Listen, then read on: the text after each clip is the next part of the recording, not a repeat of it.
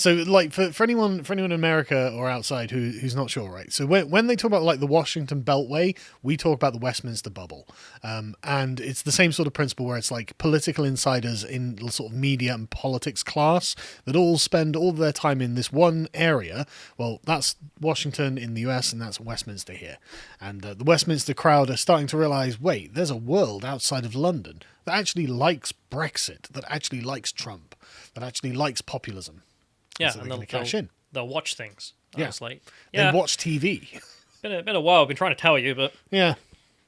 So the perfect person for this was Andrew Neil, and Andrew Neil is a guy who's worked at the BBC for 25 years, hosting Sunday Politics and a bunch of other things. He's, I'm going to say, right-wing in the British sense, but he is very conservative ink, so I'm a little bit cautious about this whole endeavour going into it, but we'll go through it. I mean, it's going to be politically correct. Yeah, I'm not a massively hyped, but I hope it isn't. I hope they are actually getting the message here, but we'll see when it comes out. Let's hope we're just being pessimistic. So this is him talking about his job and the fact that he's leaving, and he's gone on and he's accepted the post of chairman at GB News, which is, I guess, the working title of their version of what they want to bring to the UK. It's a pretty good title, to be honest. And he says he will be presenting one of the shows, which will be prime time on GB News. So it'll be him giving his actual opinion instead of being couched at the BBC. Well, that'll be interesting. For most Americans who don't know him, you could probably remember him from the interview he did with Ben Shapiro, in which Ben Shapiro got very annoyed that he was being antagonistic. But the thing is, that wasn't a good interview for Andrew Neil. No, it wasn't. But that's the problem with the BBC, which is that it's so cringe because everything's on the rails of political correctness. That nothing real ever gets asked. So for anyone who didn't see that interview, essentially Andrew Neil approached Ben Shapiro with left-wing talking points and left-wing gotchas like 12 years ago. You tweeted this on Twitter, blah, blah, blah. And Ben was just like, yeah, Ben Shapiro just replies with, you sound like a leftist, I'm not wasting my time. And Andrew Neil was, ha, ha, ha, I'm not a leftist. And it's like, well, if you're not a leftist, why are you doing the work of a leftist, Andrew? Because he worked at the BBC, and that's the way things BBC. are done. Or at least I hope he understands that. Same here, and let's hope that this is a new lease of life for him. So the immediate response from left-wing media was that this was terrible. How could this possibly happen? And it's basically Fox News. Andrew Neil wants to bring a Fox News-style opinionated TV station to the UK. Okay. Thank God. Jesus Christ. Because we've only got MSNBC-style opinionated TV stations here at the moment. Yeah, and it's insufferable. Yeah, it really is. Like, I mean, I'm quite young, and I know a lot of young people don't watch TV, we don't buy license fee or anything like this, and that's a problem with it. But it's also just because it sucks. Like, there's nothing on TV I want to watch that's political related. It's garbage. All of it's garbage. Yeah. And on the plus side, though, that's why you have a job. Because there's a market, a hole in the market there. They've made a market for it. But that's the point that Andrew Neil's trying to fit here, which is that, well, there's a market. Let's take it. Yeah. Why not? What's the problem?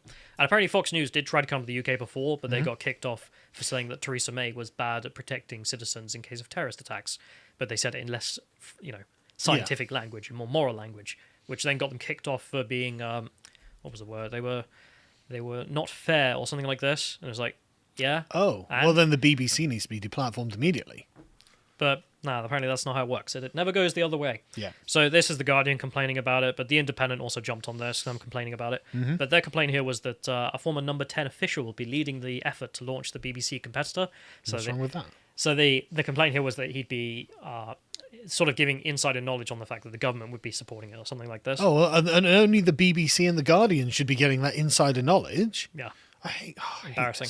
Yeah. But the I'm not, again, massively hopeful for this, because apparently he was the head of communications for Theresa May, so I'm a bit like, it doesn't sound very based, but okay. Apparently he used to work at the Sunday Politics, so that's how I'll know Andrew Neil.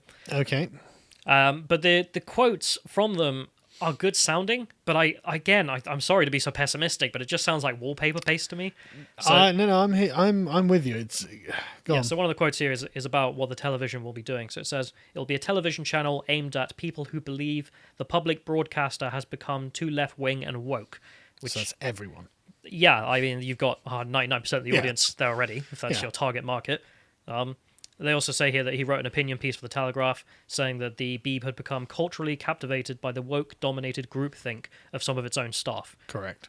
True statement. Yeah. But that doesn't really tell me what you're going to do.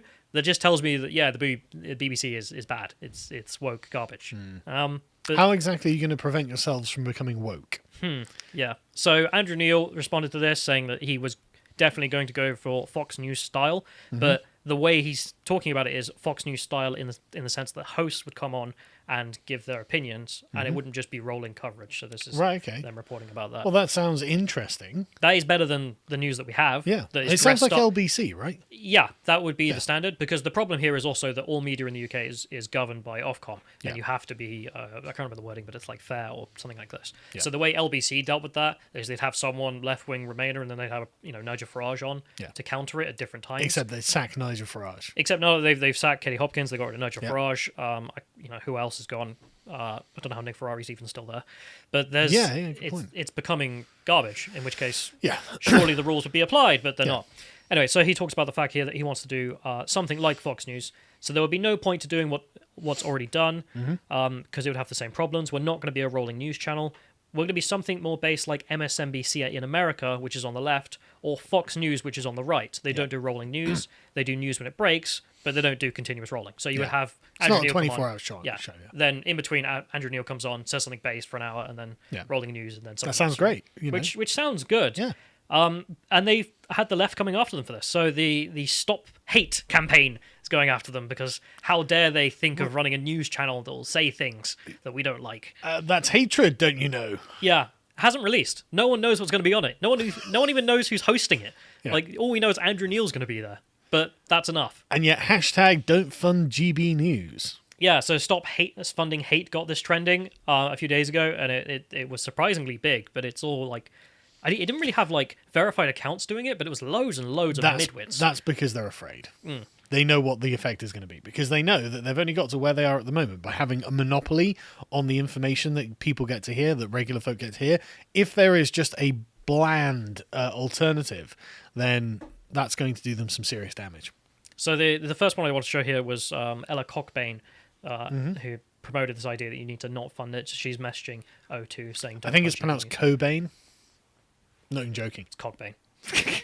Like, it looks like cock. It's getting pronounced cock. But I have no respect for her anyway, because she's actually... I consider her a scumbag. She writes articles, like academic articles, trying to explain away the grooming gangs as not a real issue. Oh, well. So, I'm also not surprised. Yeah. And she's engaging in this. She's a partisan actor. I just... I hate her work. I don't think she's a legitimate person. I think she's a hateful person. Yeah. I think she should stop being funded. Yeah.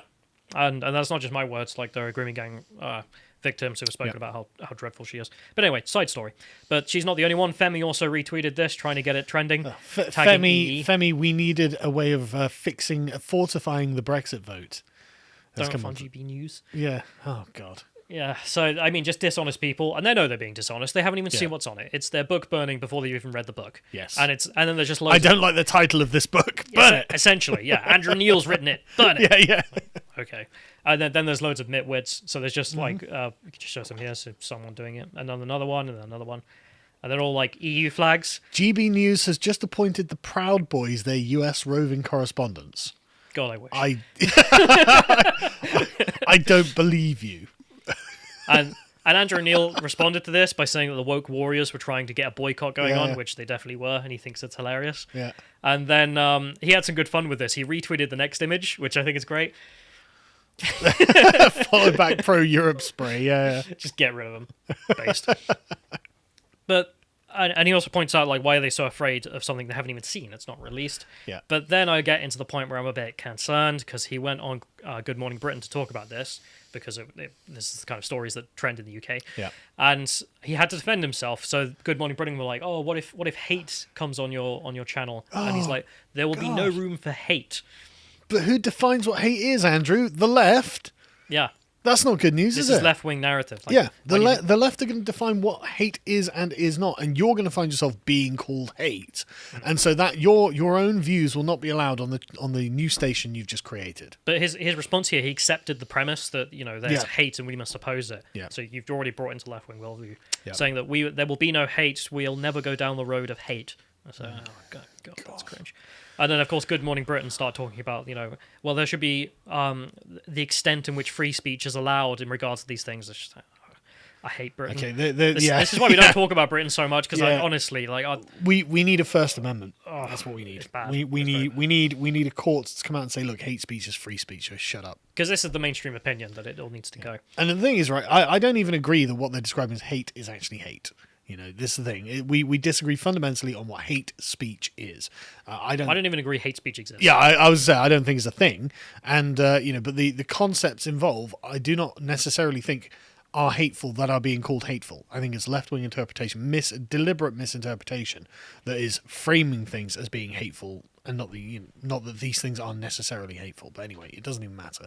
Hate speech is free speech. But internationally, it gets used as calls for genocide, but then just use calls for genocide. Do you think Andrew Neil's going to have calls for genocide on GB News? That's not. No, I don't see that happening. No, it's not going on. I mean, no one has calls for genocide anywhere because it would be a crime.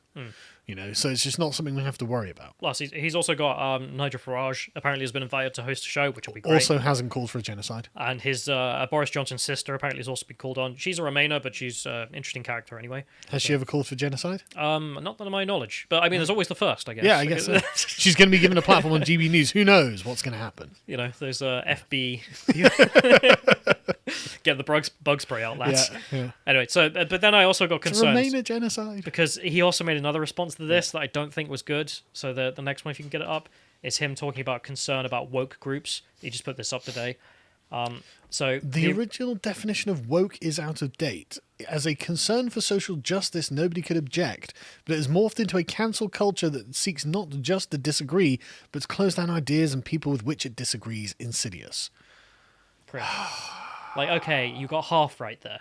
Yes, they are trying to shut down conversations before they happen. But to accept that if it's for social justice, then it's a good cause. Oh, come on, man. I mean, hey, what's the definition of woke, Andrew? Because I would say the definition of woke is essentially racism. So the definition hasn't really... I mean, when you say it's out of date, it's just not very favourable. But the question of social justice, define it. Define social justice for me, Andrew.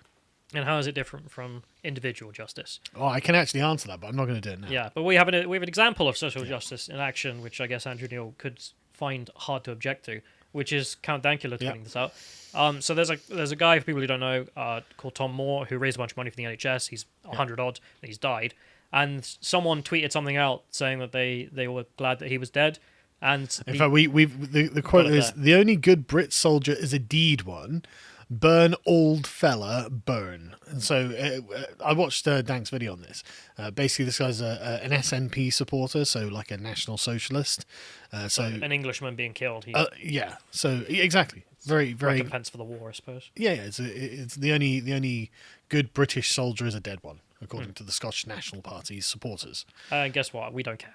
Yeah, fine. He wants to tweet this. Oh yeah, no. Actually, I would kind of like it if the SNP supporters would tweet more of this, because then we get to see who they are. And we get to mock them, we get to enjoy laughing at them being really horrible people. But that's not the response. We have social justice instead. So for the social justice of the English, the Scottish police go out and arrest this guy. Yep. For putting something on Twitter. Yep. Which is just that he is happy that this guy's dead. Yep. This is the testing grounds, I suppose, because it was a good thing with Dankula himself. He was a good testing ground to see if someone's solid. Did they come out in support of him? Yep. And if they didn't, they've got no spine, because that's a really easy case to defend. Yep. Obvious joke. It's a pug dog. Yeah. And I hope to see what GB News does, but I'm personally not optimistic. This Sayar Alba guy, I don't think this is a joke. I think that he's made a sincere statement, but I think he should be allowed to make sincere statements about really gross subjects. I mean, he should be fine to do this. He's not threatening violence. He's saying, I'm glad this 101-year-old veteran and man who raised millions for the NHS, he's dead. He's glad that he's dead. It's like, okay, I don't agree. I'm not glad that the guy's dead. I think that's a really gross statement, but I don't think you should be punished for saying it. The state should not be intervening with the cops and saying, right, you're under arrest now, you're going to face time in jail, which is what he's under threat of, isn't it? Yeah. So, I think this is a Section 127 conviction, so he'll either be fined or sent to jail. Yeah. For the hurt feelings of the English, I suppose. Well, not even the English. I mean, who can read Scottish?